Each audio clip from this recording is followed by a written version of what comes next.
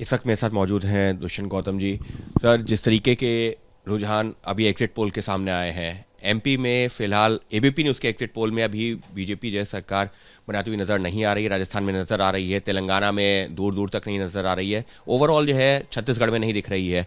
आप लोगों का क्या इनपुट है?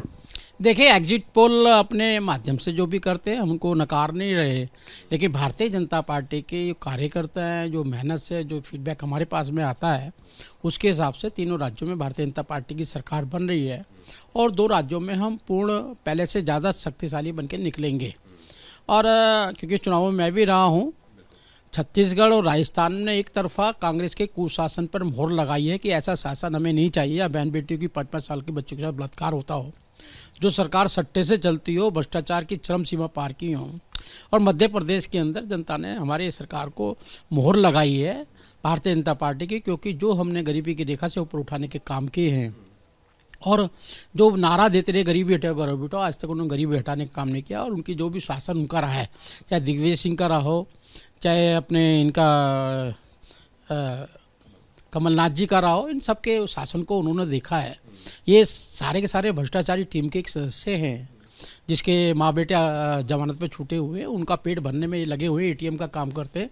तो जनता डबल इंजन की सरकार के साथ जाने वाली है। सर, अगर हम एक एक राज्य की बात करते हैं, क्योंकि आप जो है सभी चुनावों राज्यों में जो घूमे भी हैं और इनपुट भी आया है, राजस्थान में कहाँ तक जाता दिख रहा है? क्योंकि एबीपी न्यूज़ के एग्जिट पोल में करीबन जो है 114 तक जो है बीजेपी जाती दिख रही है। देखिए, भारतीय जनता पार्टी की सरकार बनेगी राजस्थान के अंदर। राजस्थान के जो कुशासन किया है, तुष्टीकरण किया है, मंदिरों को तोड़फोड़ की है, बहन बेटियों की इज्जत की सुरक्षा नहीं की है, भ्रष्टाचार चरम पे, लाल डायरी है, जातिगत मतभेद पैदा हो रहे हैं, वहाँ पर किस प्रकार के गुजों का खुल का अपमान किया गया है।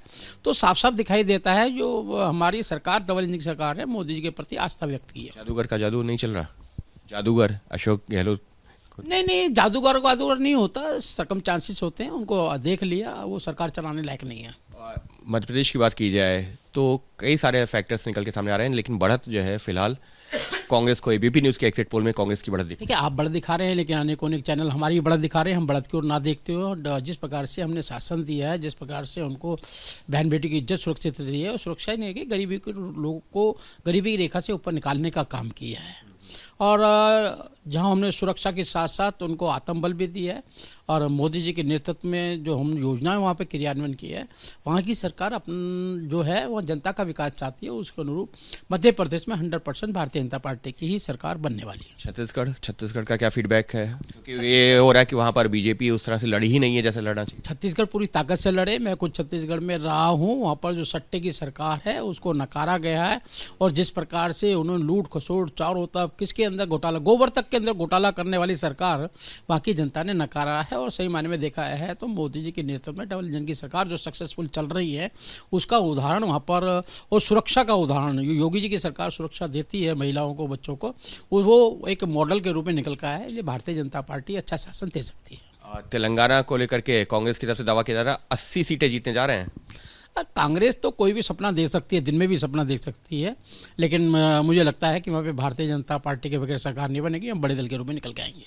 यानी तमाम राज्यों में जो चुनावी राज्य हैं वहां पर बीजेपी मजबूत स्थिति में है। 3 राज्यों में सरकार बनाने जा रही है। तेलंगाना में भी भारतीय जनता पार्टी के बिना सरकार नहीं बनेगी, दावा कर रहे हैं दुष्यंत गौतम जी।